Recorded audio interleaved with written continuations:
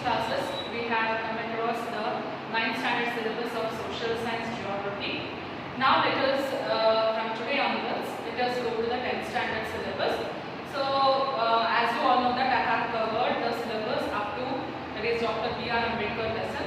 Now let us study a new poem, that is the Jazz Poem 2, which is written by Carl Wendell Hens Jr. Now let us go to the poem as well as the description of this poem. This poem is written by Carl Wendell Hens. Now let us go to the poem. There he stands he like a black ancient mariner.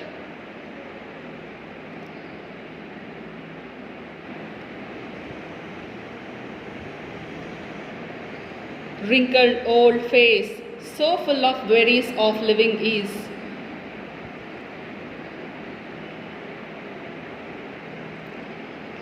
Closed eyes, his frayed collar, faded blue old shirt turns.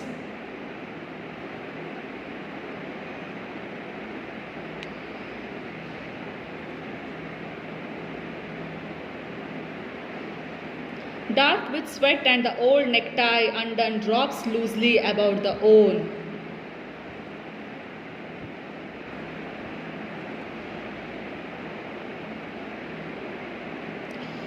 Old jacket just barely holding his sagging stomach in. Yeah, his rundown shoes have paper in them.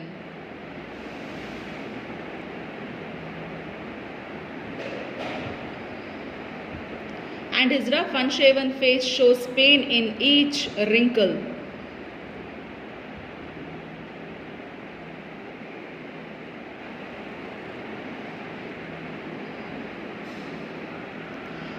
But there he stands in self-brought solitude head. Head still down, eyes still closed, ears worked and trained upon. The bass line for across his chest lies an old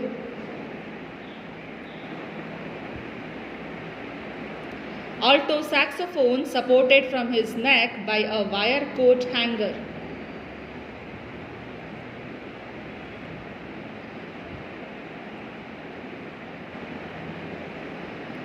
Gently he lifts it now to parted lips, see, to tell all the world that he is a black man.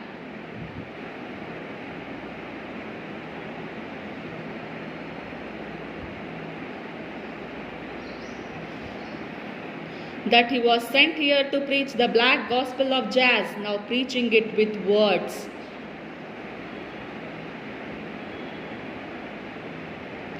Of screaming notes and chords, he is no longer a man, no, not even a black man, but yeah, a bird one that gathers his wings and flies. High, high, higher until he flies away or come back to find himself a black man again. Now let us go to the explanation. Jazz poem by Carl Wendell Hens Jr. like the ancient mariner is St. Coleridge's poem. The old jazz musician feels he has a message for the world.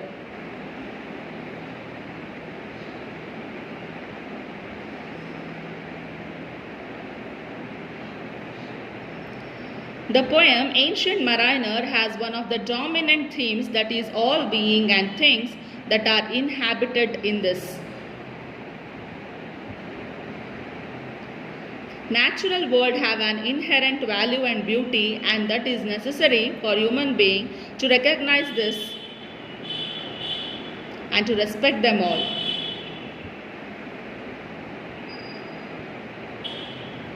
The life of all the living beings is sacred, and pious man is sinful creature, but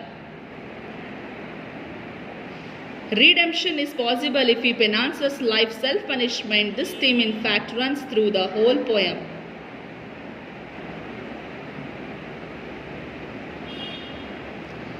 The ancient mariner killed the albatross and commits and sin against the basic rule of life, but then after his terrifying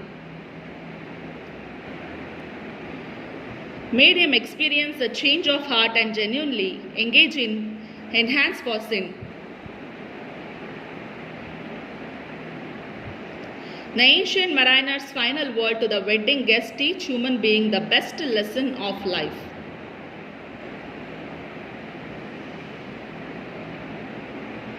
The prayeth best who loveth best all things both great and small, for the dear God who loveth us he made and loved them.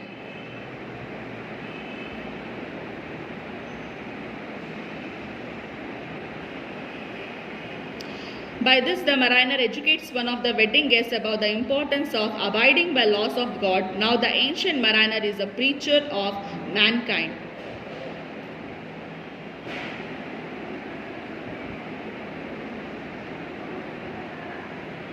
As the ancient mariner, the old jazz musician experienced bad instants in life.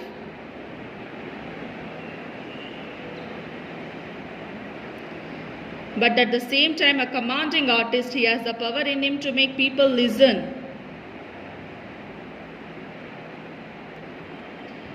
He is silent in speech but eloquent in music. He was preaching with words by loud musical sound.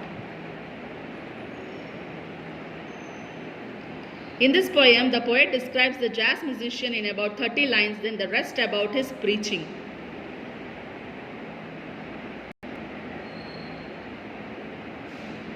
There he stands, see, like a blank ancient mariner, his wrinkled old face so full of wearies of living is turned downward with.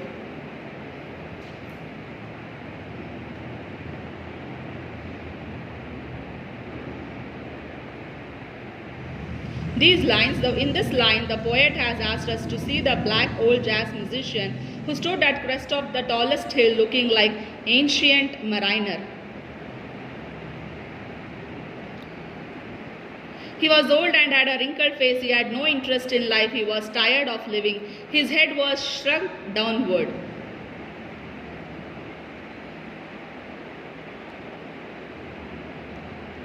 Closed eyes, his frayed collar, faded blue, old shirt turns dark with sweat, and the old necktie undone drops loosely about the worn.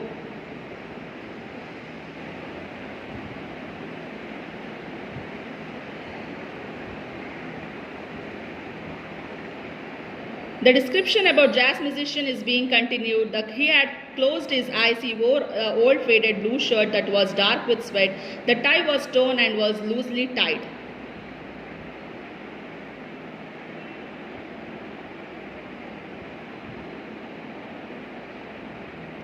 Old jacket just barely holding his sagging stomach in. Yeah, his run-down shoes have paper in them, and his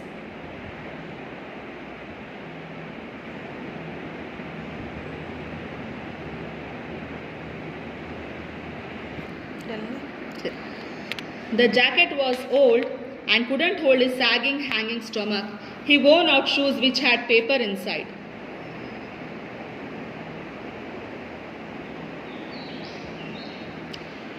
Rough unshaven face shows pain in each wrinkle. But there he stands in self-bought solitude head.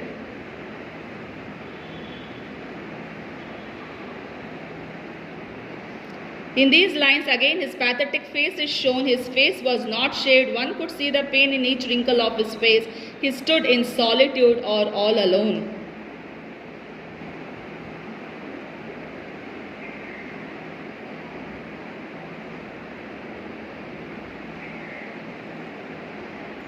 Still down eyes, still closed ears, perked and trained upon the bass line, for across his chest lies an old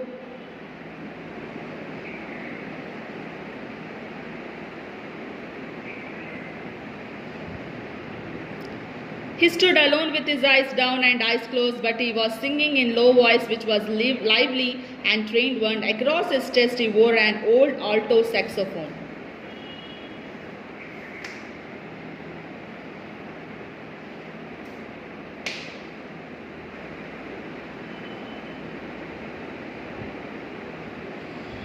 Alto saxophone supported from his neck by a wire coat hanger. Gently he lifts it now to parted lips. See, two.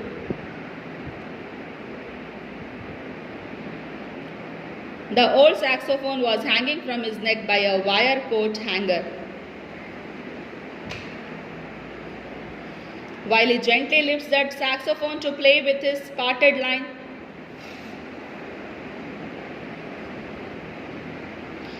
tell all the world that he is a black man, that he was sent here to preach the black gospel of jazz, now preaching it with words of him.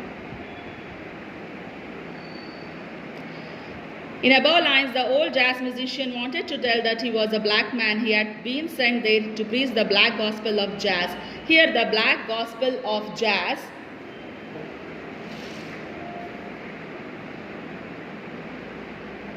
refer to music that returned to express either personal or a communal belief regarding African American Christian life, which was popular in the mid of 20th century.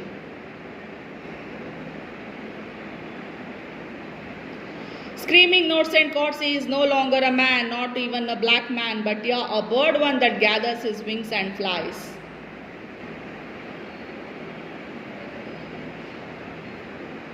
High, high, higher until he flies away or come back to find himself a black man again.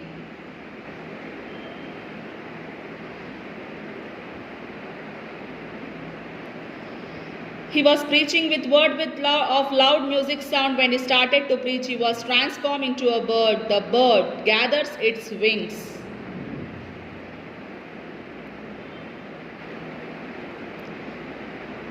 and flies in high, higher and higher until it flies away. Otherwise, he would have to come back to find himself as a black. Thank you for watching.